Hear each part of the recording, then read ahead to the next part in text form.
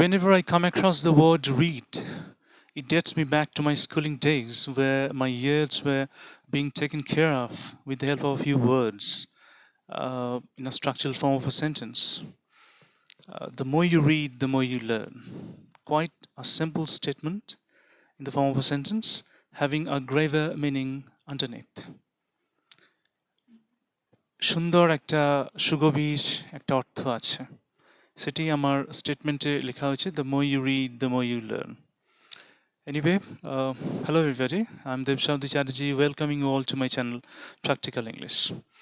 As usual, today's topic for discussion on the same content, thinking before speaking, part 4, is going to be the skill of reading. Skill of reading নিয়ে আজকের আলোচনা, এবং প্রথমেই আমরা একটা statement দেখে নেব, একটু বাক্যের আকারে, একটু কোটেশন বলতে পারেন। এরপরে আমরা যেই সেলিয়েন্ট ফিচার্স বা ক্যারেক্টারিস্টিক ফিচার্স অফ রিডিং, এবং পরবর্তী সময়ে এই শব্দ নিয়ে এই শব্দ নিয়ে আমরা কতগুলো ফ্রেজাল ভার্বস দেখে নেব। অর্থাৎ একটা বোর্ডকে আমি যদি ঠিকঠাকভাবে পর্যবেক্ষণ করি, তাহলে এই শব্দ সংক্রান্ত বেশ কিছু বিষয়ের উপরে আমাদের নজর থাকবে, এবং আমার মনে হয় এটা একটা কম্প্যাক্টেবিলিটি তৈরি করবে টু আন্ডারস্ট্যান্ডিং লেভেল। এনিওয়ে, প্রথমেই আমরা দেখে নেব, একটি সেন্টেন্স দেওয়া আছে লেখা, reading maketh a full man, conference a ready man, and writing an exact man, full stop, by Francis Bacon, taken from his Of Studies, quite well celebrated an essay around an across the globe. ভীষণভাবে বহু চর্চিত, পড়তে শুরু করলে 2-2.5 পেজের হয়তো হবে, ছোটোখাটো বইয়ের। পড়তে আরম্ভ করলে খুব সত্যি কথা বলতে কি চোখ সরানো মানে বেশ কঠিন কাজ হয়ে দাঁড়ায়। তো যেহেতু আমরা স্কিল অফ রিডিং নিয়ে আলোচনা করছি এবং উনি রিডিং এই টার্মটি ব্যবহার করেছেন, আমার মনে হলো যে ব্যাপারটিকে আপনাদের সামনে নিয়ে আসা দরকার। অনেকেই এসে পড়েছেন, জানেন, তবু একটু দেখুন যদি নতুনভাবে একে আবিষ্কার করা যায়। Reading maketh a full man, conference a ready man, and writing an exact man. আচ্ছা, এক্সাক্ট এই উচ্চারণ না, ইয়ের যেমন হয় এক্সাক্ট ম্যান। পরে আসছি আমরা। মেকeth এই একটি শব্দ আপনাদের কাছে একটু নতুন লাগতে পারে, এর জন্য দেখুন এটি শব্দ লেখা আছে ACHAIC, আ কেক, অর্থাৎ obsolete or outdated and therefore not used, এখন আর ব্যবহার করা হয় না। তো maketh actually means makes. Reading makes a full man, পরিপূর্ণ মানুষ। অর্থাৎ আমি যদি খুব করে পড়াশোনা করি, মানে পড়াশোনা মানে পড়ার কাজ, reading, the act of reading করে থাকি, তাহলে আমি আমার মধ্যে একটা সম্পূর্ণ পূর্ণাঙ্গ সত্তার কে আবিষ্কার করতে পারবো, তাকে উপলব্ধি করতে পারবো। অন্যদিকে কনফারেন্স রেডি ম্যান, কনফারেন্স হচ্ছে অফিসিয়াল মিটিং, অফিসিয়াল নয়, অফিসিয়াল মিটিং, যেখানে আমরা দেখব বেশ কিছু মানুষজন তাদের যে এরিয়া অফ ইন্টারেস্ট, যেগুলো এক কাজের জায়গায়, সেখানে গিয়ে তারা বিভিন্ন বিষয় নিয়ে, ওই এরিয়া অফ ইন্টারেস্টের বিভিন্ন বিষয় নিয়ে তারা আলোচনা করছেন, এবং বেশ কিছুদিন ধরে চলা এই বিষয় হয়ে থাকে, এবং কনফারেন্স অনেকেই শুনে থাকবেন। তো এরকম জায়গায় গিয়ে যখন আমরা ইন্টারাক্ট করি একে অপরের সাথে, তখন আমরা দেখব যে আমাদের মধ্যে কত কিছু ঘাটতি আছে, কত কিছুর অভাব আছে, এবং সেগুলো বিভিন্ন জনের সাথে কথা বলতে বলতে, তাদের সাথে সরাসরি কার্যক্ষেত্রে দেখা এবং কথা হওয়া এবং আচার আচরণের মাধ্যমে আমরা অনেকটা নিজেকে সমৃদ্ধ করতে সক্ষম হচ্ছি। সুতরাং রেডি মানে I find an opportunity to get myself involved in real course of activity. আমি একটা অপরচুনিটি পাই কনফারেন্স জয়েন করার মাধ্যমে, যে আমি রিয়েল ফিল্ড অফ অ্যাক্টিভিটির মধ্যে নিজেকে নিয়োজিত করতে পারি। সুতরাং আমার মুভমেন্টস, আমার অ্যাকশনস, আমার জেস্টার্স, পশ্চার্স, আমার way of taking a point of serious importance, তাকে কিভাবে আমি ডিল করছি অন্য মানুষদের সাথে, এগুলো ভীষণভাবে কাজে লাগে। সো রেডিম্যান অর্থাৎ তৈরি হয়ে যাওয়া একজন মানুষ তৈরি করে। এবং রাইটিং অ্যান্ড এক্স্যাক্টম্যান, এক্স্যাক্ট মানে একবারে সমস্ত দিক থেকে পরিপূর্ণ, যার কোনো মধ্যে কোনো ঘাটতি নেই। এবং রাইটিংটা অনেকের ক্ষেত্রে বেশ কঠিন কাজ হয়ে দাঁড়ায় যখন আমরা লেখালেখি শুরু করি। তখন আমাদের মনে হয় যে আমরা এই স্ট্রাকচারে গিয়ে হারিয়ে যাচ্ছি, এই গ্রামাটিক্যাল রুলস এসে গণ্ডগোল করে দিচ্ছে, প্রিপোজিশনের ব্যবহার নিয়ে অসুবিধা হয়ে যাচ্ছে, পার্টিকুলার কোনো ক্লজ ফ্রেজ, এসব নানা বিষয় নিয়ে সমস্যা তৈরি হয়ে থাকে। তো ফ্রান্সিস বেকনের লেখা আপ স্টাডিজ এসে থেকে সেন্টেন্সটা তোলা হয়েছে। এখানটা কি আছে এই বিষয়টা নিয়ে আমি আপনাদের কাছে একটু পরেই ফিরে আসছি। বোর্ডের ঠিক মাঝ বরাবর দেখবেন আমি কতগুলো পয়েন্টস লিখেছি। This point show the characteristic features of the skill of reading. পড়ার যে দক্ষতা, তার যে কতগুলো বৈশিষ্ট্য আছে, এবং এগুলো বাদ দিয়ে অনেক অনেক বৈশিষ্ট্য হতে পারে, আছে। আমি কোনো কিছু স্টাডি করে নয়, আমি একদম গ্রাউন্ড রিয়ালিটি যে ব্যাপারটা, সেই বিষয়টা উপলব্ধি করে নিজের মধ্যে পয়েন্টসগুলো আস্তে আস্তে ডেভেলপ করছি। এগুলো বাদ দিয়ে অনেক কিছু হতে পারে, যেগুলোকে সমস্ত কিছু এই হোয়াইট বোর্ডের জায়গায় দেওয়া সম্ভব নয়। সুতরাং দেখুন, একটা একটা করে দেখা যাক। The more you read the more you learn. এই একটি পয়েন্টই এত ক্ষমতাবান যে বাকি সমস্ত পয়েন্টসগুলোকে আমি যদি সরিয়ে দিই, মুছে দিই, ইরেজ করে দিই, ডিলিট করে দিই, তাহলে এ একাই যথেষ্ট অর্থ বহন করতে যে reading, the skill of reading, এটা কতটা গুরুত্বপূর্ণ আমাদের জন্য। Next point, helps us develop the skills of speaking and writing.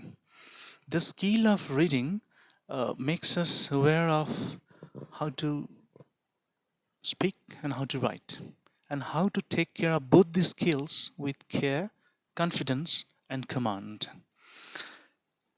পড়ার বিষয়টা বলতে সাহায্য করে, লিখতে সাহায্য করে, এবং দুটো স্কিলকেই কিভাবে আমরা যত্ন নিয়ে অথচ আত্মবিশ্বাসের সাথে এবং কিছুটা অংশে কমান্ড নিয়ে আমরা পরিচালনা করব বা বুঝবো, জানবো, সে সম্পর্কে আমাদের ধারণা দিয়ে থাকে।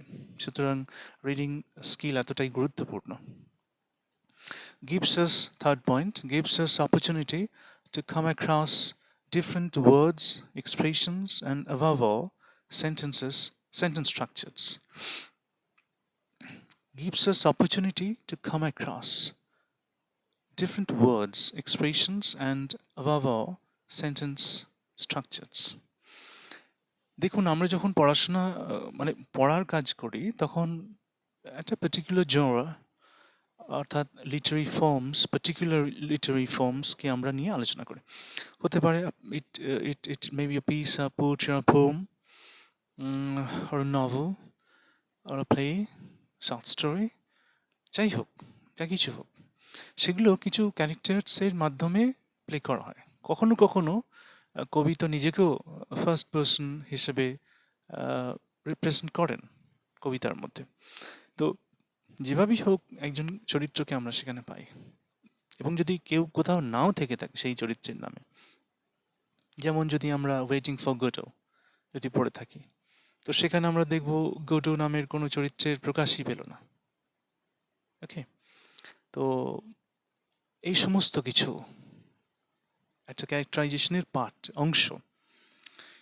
এগুলোকে নিয়ে যদি আমরা পড়ি, ভাবি, তাহলে একটা নির্দিষ্ট সময়কাল সম্পর্কে, তার যে চারিত্রিক বৈশিষ্ট্য সম্পর্কে, এগুলো সম্পর্কে আমরা জানতে পারি। এবং সেই বিষয়ে আমরা আসছি, আমরা সেই বিষয়ে দেখব এই সিক্সথ পয়েন্টে, makes us aware of the time we live and know the time we did not. আমরা সেই সময় সম্পর্কে জানব যেখানে আমরা বসবাস করি, আমরা বাঁচছি, অর্থাৎ এই সময়কালে, বর্তমান সময়কালে, and know the time we did not, এবং যে সময়কালে আমরা বাঁচিনি বা যে সময়কালকে আমরা আমাদের মধ্যে দেখতে পাইনি, উপলব্ধি করতে পারিনি, সেই সময় সম্পর্কেও আমাদেরকে জানায়। এছাড়া ডিফারেন্ট ওয়ার্ডস, এক্সপ্রেশনস, ভাওয়াল, সেন্টেন্স স্ট্রাকচার, সেগুলো তো থেকেই থাকে। Gives us energy to read more. আমরা সত্যি সত্যি কোনো বিষয়ে পড়তে গিয়ে যদি ইনগ্রাসড হয়ে যাই, তখন এটা নিজে নিজেই এনকারেজ করে যাতে আমরা আরো বেশি বেশি করে পড়ার কাজ করি। Fifth point, makes us imaginative, realistic and thought provoking. অনেক সময় ইমাজিনেটিভ আমরা আমরা হয়ে উঠি, এবং কল্পনা করতে না পারলে আমরা কিন্তু নতুন কিছু আবিষ্কার করতে পারবো না। সমস্ত কিছু আবিষ্কারের পিছনেই আছে কল্পনার হাত। আমাদেরকে কল্পনা করতে হবে। অ্যাপারেন্টলি অস্টেন্সিভলি সেটা মানে আপাতদৃষ্টিতে মনে হতে পারে যেটা কল্পনার অতীত, কল্পনা করার পরেও কিন্তু ওই অতীত বিষয়টিকে অর্জন করার জন্য আমাদেরকে ওই কল্পনার পিছনে ছুটতে হয়, পরিশ্রম করতে হয়। তাহলে একটা সময় দেখব ওই কল্পনা বাস্তব রূপ নিচ্ছে এবং আমাদের সামনে এসে দাঁড়াচ্ছে এবং রিয়ালিস্টিক করে তোলে। বাস্তবিক আমরা দেখছি, একটা নভেল পড়লাম, সেখানে গিয়ে দেখছি যে ক্যারেক্টার্সগুলো ঠিক যেভাবে রোল প্লে করছে, যেভাবে তাদের মুভমেন্টস আমরা লক্ষ্য করছি, যেভাবে নভেলিস্ট তাদেরকে পরিচালনা করছেন তার লেখনীর মাধ্যমে, সেটা একদম রিয়াল টাইম একদম এক্সপিরিয়েন্স থেকে তিনি তুলে ধরেছেন এবং ভীষণ গুরুত্বপূর্ণ ব্যাপার। তো সেই সমস্ত ক্যারেক্টার্সদের মানে আচার আচরণ দেখে তাদের মুভমেন্টস আমরা এক্সামিন করার মাধ্যমে নিজেদিকে খুঁজে পাই সেই জায়গায়, এবং সেই সমস্ত জায়গায় বেশ কিছু স্ট্রাকচারাল ফর্মেশনস আছে, বেশ কিছু এক্সপ্রেশনস আছে যেগুলো আমাদেরকে ভীষণভাবে নাড়া দেয়। আমরা যদি সেগুলোর দিকে একটু নজর দিই, একটু ভালো করে বোঝার চেষ্টা করি, তাহলে আমরা নিজেরা উপলব্ধি শুধু করব না, বরং কিছু অর্থে ধীরে ধীরে অবশ্যই আমরা সেই স্ট্রাকচারগুলোকে নিজের মধ্যে করতে পারবো এবং সেগুলোর প্রাসঙ্গিক ব্যবহার করতে পারবো যদি আমরা সেইভাবে পরিশ্রম আমরা করতে থাকি। 6th পয়েন্টটা হলো 7th point, gives us pleasure of, এটা কি শব্দ? INFINITE, কখনো ইনফিনিট, কখনো ইনফাইনাইট। আচ্ছা এখানেই থাক, এখানটা আসুন। INFINITE, ইনফাইনাইট, ইনফিনিট না, কি উচ্চারণ? Infinite, infinite, boundless, infinite. এখন ইনটাকে যদি বাদ দিয়ে দিই আমরা, তাহলে পড়ে থাকছে FINITE। তাহলে আমি বলে দিই ফিনাট, ফিনাট, যেমনটা এখানে লেখা হয়েছে, কিন্তু না, এটা একেবারেই ঠিক নয়। তাহলে ঠিকটা কি?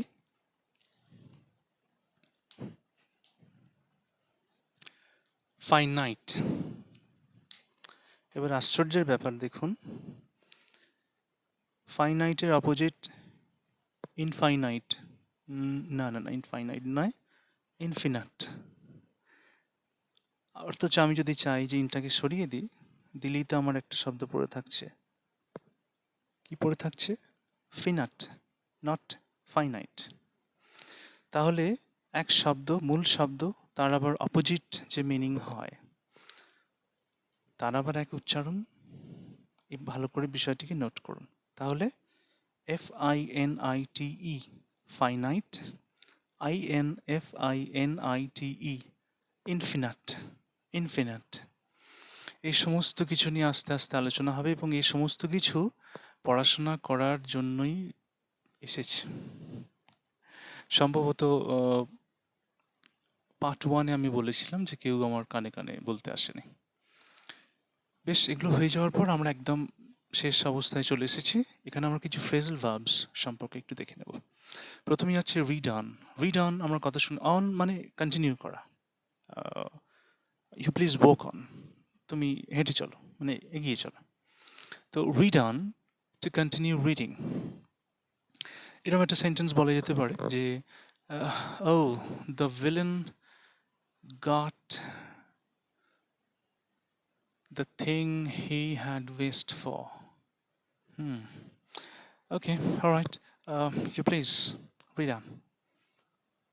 তাহলে ভিলেন যেটা চেয়েছিল সেটাই শেষ পর্যন্ত পেল। ওকে, ঠিক আছে, তুমি পড়ে চলো, পড়াশোনা এগিয়ে নিয়ে চলো। Next, read out.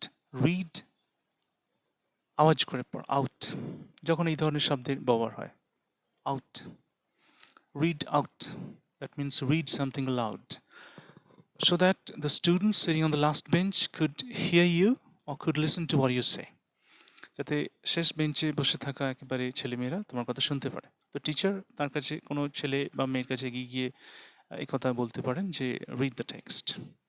এই রিড দ্য টেক্সটে কিন্তু একটা অর্থ আছে শুধুমাত্র পড়া, কিন্তু যখন রিড আউট বলা হবে তখন দ্যাট মিন্স রিড অ্যালাউড, একটু জোরে পড়ো যাতে সকলে শুনতে পায় বা শুনতে পারা যায়। Next, read over or throw, it's not through, it's throw, throw, read over or through. That means to read carefully from the beginning to end, to look for mistakes or check details. আমরা লেখালেখি করার পর আগের দিনই বলছিলাম আগের ভিডিওতে যে আমরা লেখালেখি করলাম, করে সাবমিট করে দিলাম।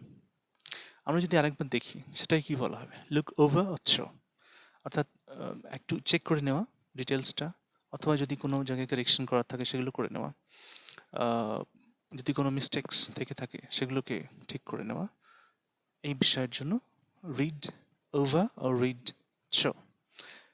Last but not least, read up on, read up on, to read a lot about something or somebody.